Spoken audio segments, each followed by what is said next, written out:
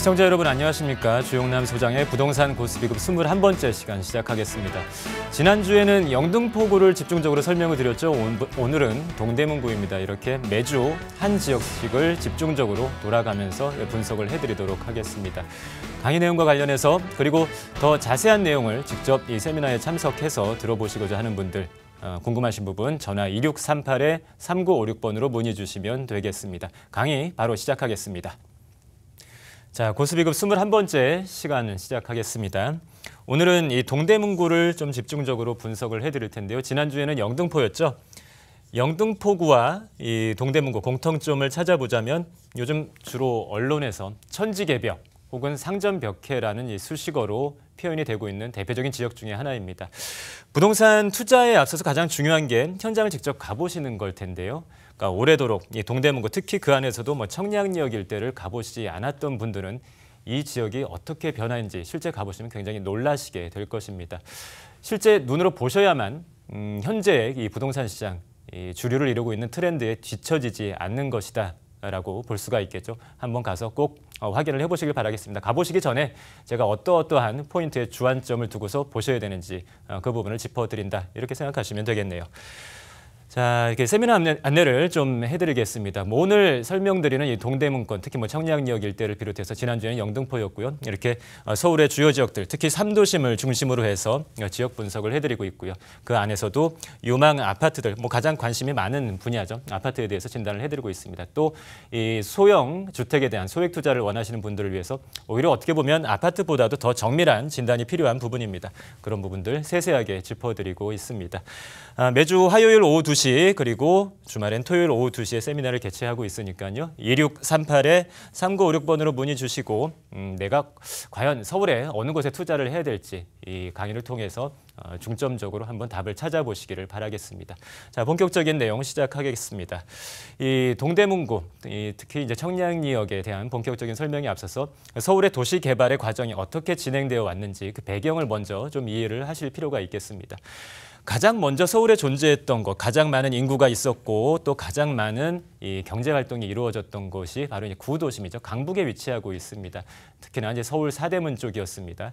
해방 이후에 그리고 6.25 전쟁 이후에 가장 많은 사람들이 몰려 살았던 곳이고요. 주로 그 지역을 중심으로 해서 경제 활동이 일어났습니다만 본격적인 산업화를 이루면서 인구가 폭증을 하기 시작하죠. 더 이상 이 구도심에서 그 모든 인구, 서울의 인구를 수용하기 어려운 상황이 벌어지게 됩니다. 1960년대에 박정희 대통령께서 대한민국 최초의 장기적인 주택종합계획을 마련을 하셨는데요. 그때 당시에 예측을 한 것이 1960년대에 예상을 하면서 한 20년쯤 후에 서울의 인구가 500만 명을 기록할 것이라고 예상을 했습니다만 결과는 정말로 판이하게 달랐죠. 5년 만에 500만을 기록을 해버린 것입니다. 더 이상 이 구도심에서 인구를 수용할 수 없는 지경에 이르르자 강남 개발에 나서게 되는 것이죠. 1970년대 기억하실 겁니다. 그 시대를 살으셨던 분들은 말죽거리 신화를 낳았던 영동 신시가지 개발이라는 이름으로 강남 개발이 본격화되는 것이었습니다. 그렇게 해서 강남을 개발하고 난 이후에 그럼에도 불구하고 계속해서 주택이 부족한 상황이 벌어졌죠. 그래서 새롭게 만든 것이 노원구라든지 목동이라든지 또 송파에 대한 추가적인 개발도 이루어졌죠. 이런 택지 개발 지구를 계속해서 서울 안에 만들어내게 됩니다. 그리고 이 서울 안에서 도무지 어떤 방법을 써도 더 이상 그 늘어나는 인구를 수용할 수 없게 되자 일기 신도시를 만들어내게 되는 것이죠. 서울 바깥으로 계속해서 이제 확장해 나가게 되는 그런 식의 도시 개발을 진행을 해왔는데요. 자, 이렇게 1차적인 개발이 한 번 지나간 이후에 굉장히 많은 시간이 흘렀습니다. 주로 이제 1980년대를 전후로 해서 본격적인 개발이 한 번 이루어졌고 그 후로부터 지금 거의 30년이 넘어서 40년이 다 되어가는 그런 시기입니다. 다시 한번 늙어가는 도시를 새롭게 만드는 그런 과정이 필요한 것이죠. 그래서 강남에 주로 아파트가 새롭게 들어섰던 강남과 택지지구에서는 이 아파트의 재건축을 중심으로 해서 개발이 진행되고 있는 것이고요. 그리고 과거에 많은 아파트가 들어서지 않았던 구도심권은 뉴타운 사업이라는 이름으로 주로 이제 재개발의 방식을 통해서 개발이 이루어지고 있습니다. 오늘 소개해드릴 곳 이 동대문구, 특히 청량리역 일대는 이 구도심의 재개발 대표적인 그 사례다라고 보시면 되겠습니다. 예, 서울시 전체의 이 개발을 이해하기 위해서는 가장 중요하고도 또 기본적으로 알고 계셔야 될 부분이 이 2030 도시기본계획이 되겠습니다. 우리 그 부동산 고수비급을 시청하시는 여러분들이라면은 이것만큼은 꼭 알고 계셔야 하겠습니다. 이 공간 구성이요. 3도심 그리고 7광역 중심, 12지역 중심으로 이루어져 있죠. 과거에는 1도심 그리고 5개의 부도심으로 나눴습니다만 시간이 흐르면서 더 효율적인 이러한 방식의 공간 구성을 해나가고 있습니다. 가장 중요한 3도심이 일단 강남이 속해 있고요. 그리고 또 하나가 영등포 여의도고 그리고 한양 도성이라고 이름이 붙어 있습니다만 이해하시기 쉽게 말씀드리면 그건 서울 사대문 안쪽, 강북의 사대문 안쪽을 바라보시면 되겠습니다. 이렇게 3도심으로 지정이 되어 있는 곳이고요. 대한민국뿐만 아니라 국제적인 도시의 개발을 위해서 가장 중요한 서울의 3곳 포인트라고 보시면 되겠습니다. 그리고 7곳의 광역 중심을 정해놨는데요. 서울시 전체를 5곳의 이 생활권 계획으로 나누면서 그 5개 지역의 가장 중요한 거점으로 삼고 있는 것이 이 7광역 중심입니다. 그리고 개별 지역별로 그 지역의 발전을 위한 파생되어 있는 지역 중심 12곳이 지정되어 있는 것이죠. 그래서 뭐 부동산 투자를 하신다면 기본적으로 이 3도심을 먼저 보셔야 될 것이고요. 그리고 그 다음 이 7광역 중심까지 아울러서 보신다면 이 안에서 답을 찾아보셔도 충분히 좋은 수익을 낼 수 있는 그런 지역들을 골라내실 수가 있을 겁니다. 그리고 또 하나 시간이 지나면서 좀 바뀌어가고 있는 부분 중에 하나인데요. 앞서서 이 3도심에 대해서 설명을 드렸는데 앞으로 시간이 갈수록 더욱더 중요해지는 특히 수도권뿐만 아니라 서울 안에서 그 중요성이 더욱더 높아져 갈 GTX ABC 노선과 관련지어서 생각을 해보신다면 GTX ABC 노선에 각각의 그 환승역들이 있습니다. 삼성역 같은 경우에는 A 노선과 C 노선이 교차하고 있고요. 그리고 서울역 A 노선, B 노선, 청량리역은 B 노선과 C 노선이 교차하게 되죠. 뭐 지도를 통해서 보시면 삼성역 그리고 서울역 또 청량리역이 각각 GTX 이 2개 노선의 환승역을 이루고 있는 것입니다. 그만큼 중요한 이 수도권 이 철도망이 교차하는 지점이기 때문에 서울 도심 2030 도시기본계획에서 지정해 놓은 3도심과 아울러서 같이 놓고 겹쳐서 보셔야 될 부분인데요. 삼성역, 아까 그 3도심의 강남권과 일치하죠. 서울역. 마찬가지입니다. 3도심의 이 한양 도성 쪽과 일치한다고 보시면 되겠습니다. 근데 약간 빗겨나 있었던 지역이 이 청량리 지역이죠. 광역 중심으로 지정이 되어 있습니다만 이 GTX 환승역이라는 그 위상에 있어서만큼은 오히려 그 3도심에 맞먹는 그런 위상으로 점점 더 지역 가치가 높아져 갈 곳이기 때문에 이 두 가지를 같이 놓고 이제 보실 필요가 있겠습니다. 자, 이러한 배경하에서 청량리역 일대 이 동대문구를 집중적으로 좀 분석을 해보겠습니다. 일단 강남이 아닌 강북에 위치해 있는 그 지역의 부동산을 평가할 때 가장 중요한 요소 중에 하나가 강남 접근성인데요. 이 청량리역 일대의 강남 접근성이 굉장히 좋아질 수밖에 없는, 획기적으로 좋아질 수밖에 없는 이벤트가 하나 일어났죠. 분당선이 이제 청량리역까지 연장 개통을 이루었습니다. 작년도 12월 31일자로 분당선이 청량리역까지 들어오고 있다라는 것 좀 확인하실 필요가 있겠습니다. 자, 이 청량리역에서 분당선을 타고 쭉 내려와 보시면 성동구를 지나서 한강을 건너서 첫 번째 이 압구정 로데오역에 도착하게 되죠. 16분밖에는 걸리지 않습니다. 그리고 7호선과 환승할 수 있는 이 강남구청역은 18분이 걸리고요. 또 9호선과 환승할 수 있는 선정릉역까지 20분, 또 2호선이 지나가고 테헤란로까지 맞닿아 있는 선릉역까지 22분이 걸립니다.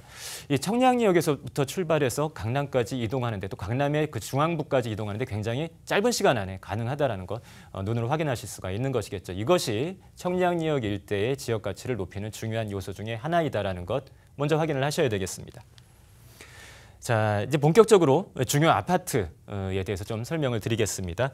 가장 대표적이고 또 많이 거론이 되는 아파트 중에 하나가 이 청량리역과 인접해 있는 레미안 크레시티가 되겠죠. 전농 답심리 뉴타운 재개발 아파트 중에 이 대표주자다라고 보시면 되겠습니다.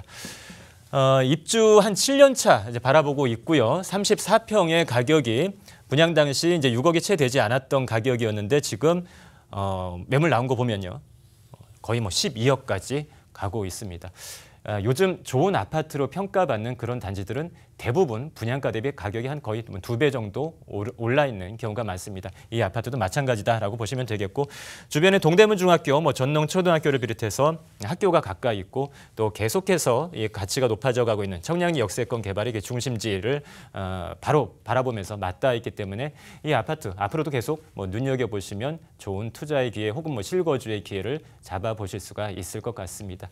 이 레미안 크레시티와 계속 비교가 되고 있는 것이 조금 남단에 위치해 있는 답심리 쪽에 조금 더 가까운 이 크레시티 모습을 먼저 한번 좀 보실까요? 크레시티 야경의 모습인데요. 청량리역 일대를 최근에 가보시지 않은 분들은 이게 과연 청량리역에 들어선 아파트의 모습인가 좀 의아하게 생각을 하실 수도 있을 것입니다. 거의 뭐 강남의 야경이나 다름없는 그런 모습이죠. 꼭 가보셔야 할 것입니다. 내 눈으로 보셔야만 그 지역이 어떻게 변화해가고 있는지, 지역 가치가 얼마나 높아지고 있는지 확인이 가능하실 것 같습니다. 자, 다음 아파트, 이 레미안 두산 위브로 한번 넘어가 보겠습니다.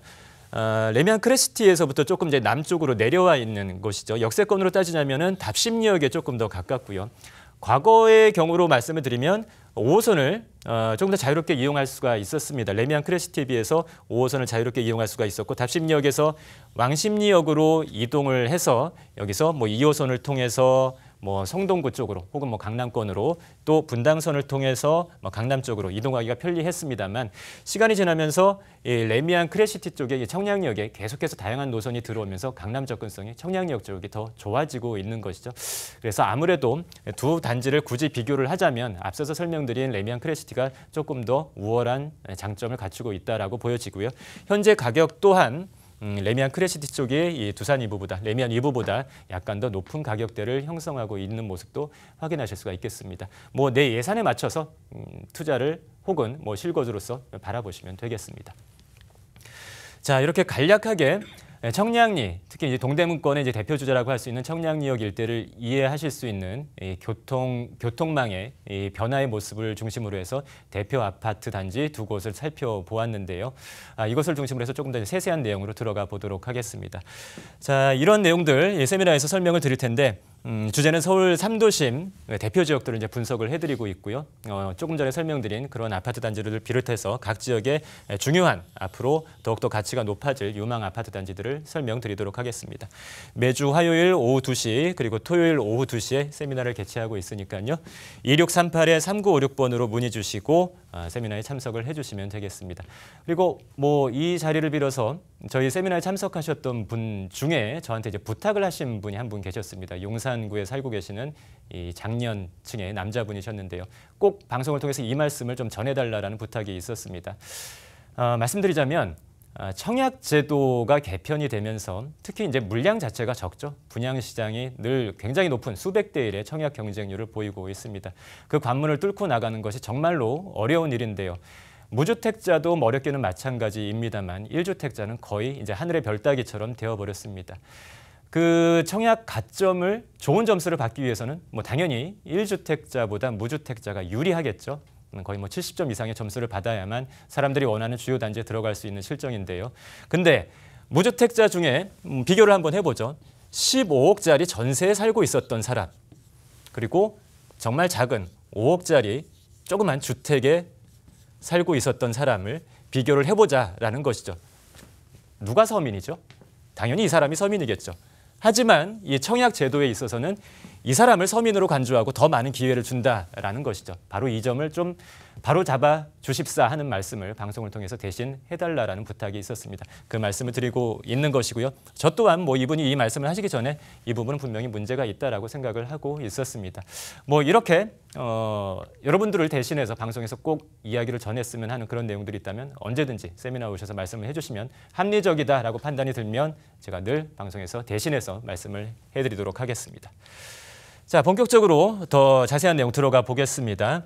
앞서서 설명드린 이 GTX B 노선과 C 노선이 청량리역에서 교차하고 있는 모습을 보실 수가 있을 텐데요.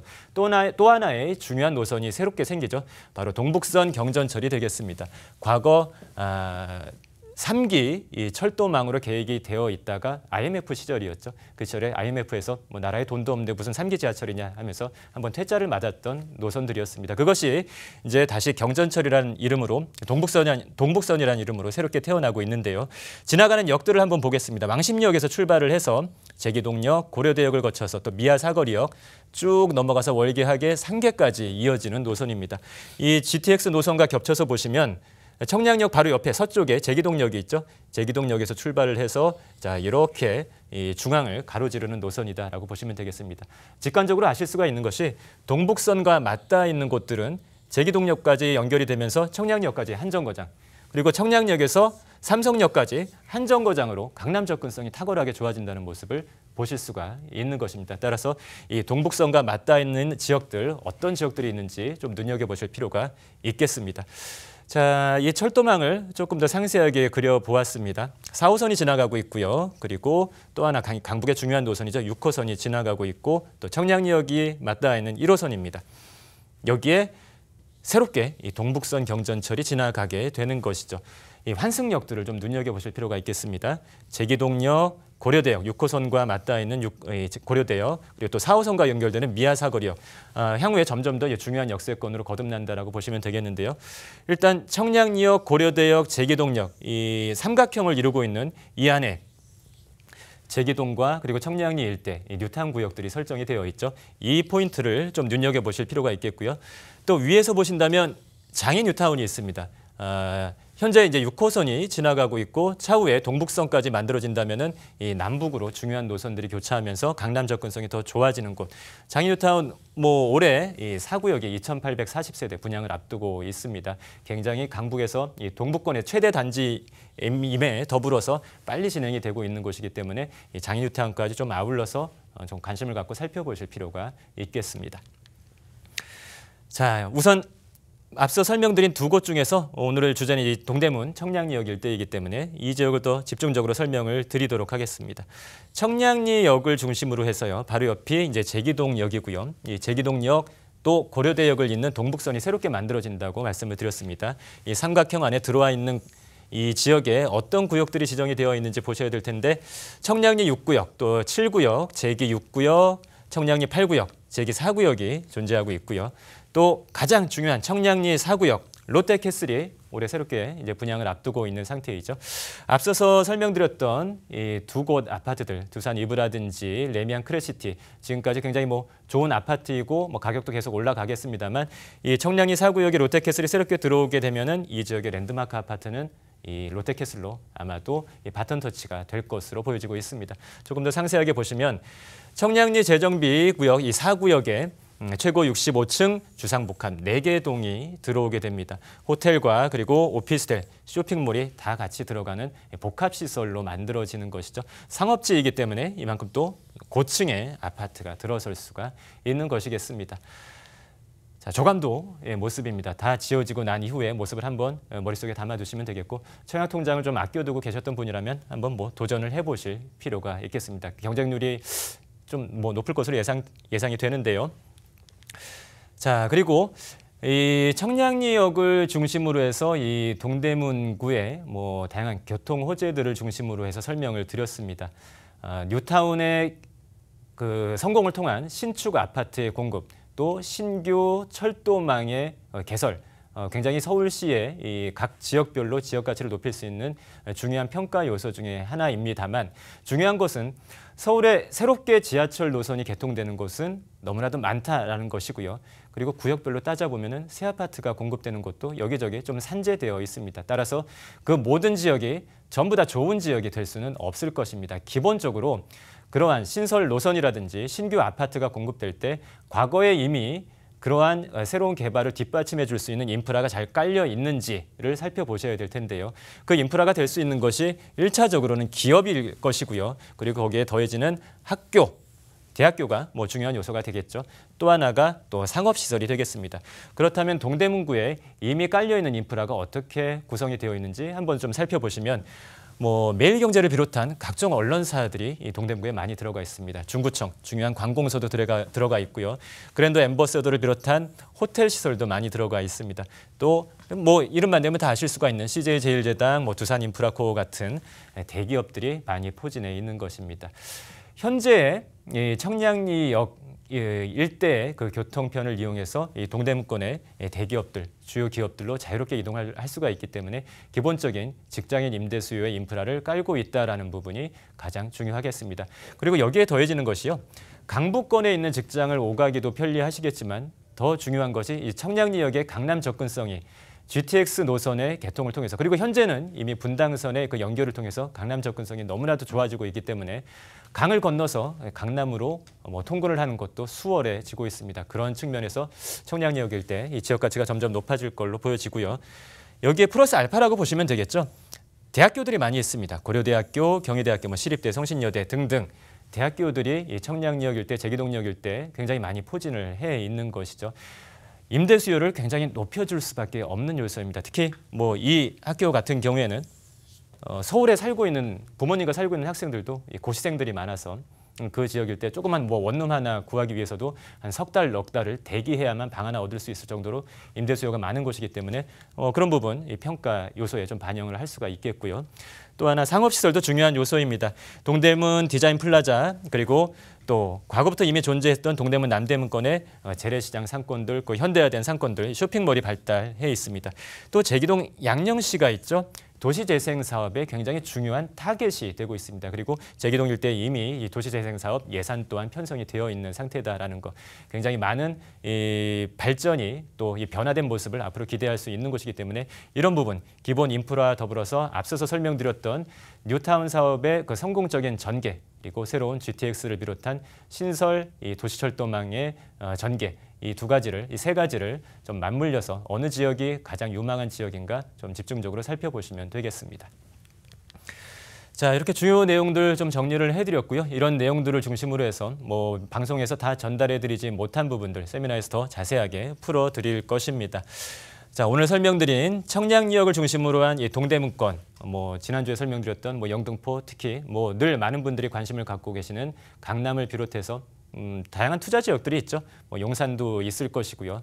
또 새롭게 부각되고 있는 서쪽의 도심이라고 할 수 있는 마곡 지역도 있을 것입니다. 이런 지역들을 돌아가면서 그 지역에 어떤 특징이 있는지, 또 어떤 아파트를 유심히 살펴보시면 되는지, 또 다른 어떤 투자의 기회가 있는지를 설명드릴 것입니다.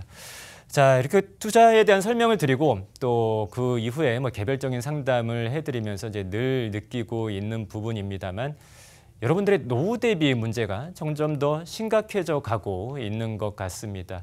그러니까 얼마 전에 언론에서도 이제 보도가 되고 있습니다만, 국민연금 작년 한 해 10조 원의 손실이 났다라고 하죠. 거기에다가 이제 노인 연령의 기준, 현재 노인 연령의 기준인 65세가 아닌 그 이상으로 끌어올리려는 움직임이 일어나고 있습니다. 연금 수급 그 연령을 뒤로 늦춘다라는 것이죠. 재정은 고갈이 되어가고 있고 내가 실제로 연금을 받을 수 있는 나이는 점점 뒤로 후퇴되고 있고 100세 시대가 온다고는 하지만 그 100세 시대가 누군가에게는 행복한 노후가 되겠지만 누군가에게는 고통스러운 100세 시대가 될 수밖에 없을 것입니다.